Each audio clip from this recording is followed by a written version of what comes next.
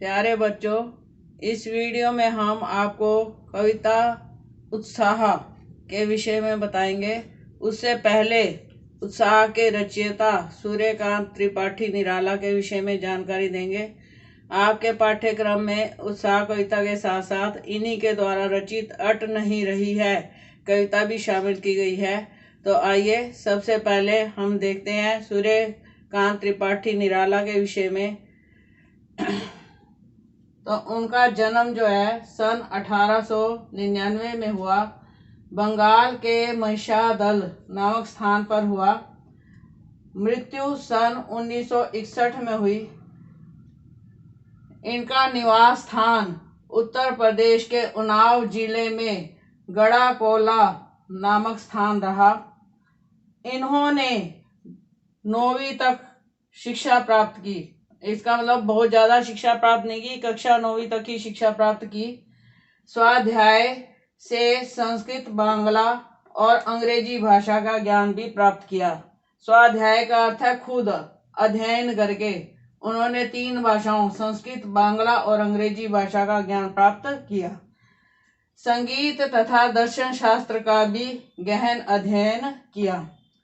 पारिवारिक जीवन के विषय में बताया गया है कि आत्मीय जनों की असामयिक मृत्यु के कारण संघर्षों व दुखों से जीवन भरा रहा। कहने का अभिप्राय यह है कि उनके विवाह के पश्चात कुछ समय पश्चात उनकी पत्नी की मृत्यु हुई। उस समय उनकी बेटी भी बहुत छोटी थी और उस बेटी को उन्हें नानी के पास छोड़ना पड़ा और उन्होंने अकेले जीवन बिताया। तो इसलिए हम कह सकते हैं कि उनका जीवन संघर्षों से भरा हुआ था। साहित्यिक कार्य, काव्य रचनाएं, अनामिका, परिमल, गीतिका, कुक्कुरमुत्ता व नए पत्ते उनकी काव्य रचनाएं रही। उन्होंने उपन्यास, कहानी, आलोचना व निबंध लेखन भी किया है। इसमें वे काफी प्रसिद्ध रहे, ख्याति प्राप्त की। निराला रचनावली के 8 खंडों में उनका संपूर्ण साहित्य प्रकाशित है। अब हम देखते हैं साहित्यिक विशेषताएं क्या क्या थी। उनकी रचनाओं में दार्शनिकता, विद्रोह, क्रांति, प्रेम की तरलता तथा प्रकृति का विराट रूप देखने को मिलता है। उनके विद्रोही स्वभाव ने कविता के भाव जगत व शिल्प जगत में नए प्रयोगों को संभव किया। यहाँ पर बताना चाहती हूँ कि निराला जी की कविताओं में विद्रोही स्वर, विद्रोही का मतलब विरोध का स्वर दिखाई देता है और उन्होंने काव्य जगत में बहुत ज़्यादा परिवर्तन भी किया है और उन्होंने मुक्त छंद में कविताएं लिखनी आरंभ की। छायावादी युग में उन्होंने सर्वप्रथम मुक्त छंद का प्रयोग किया।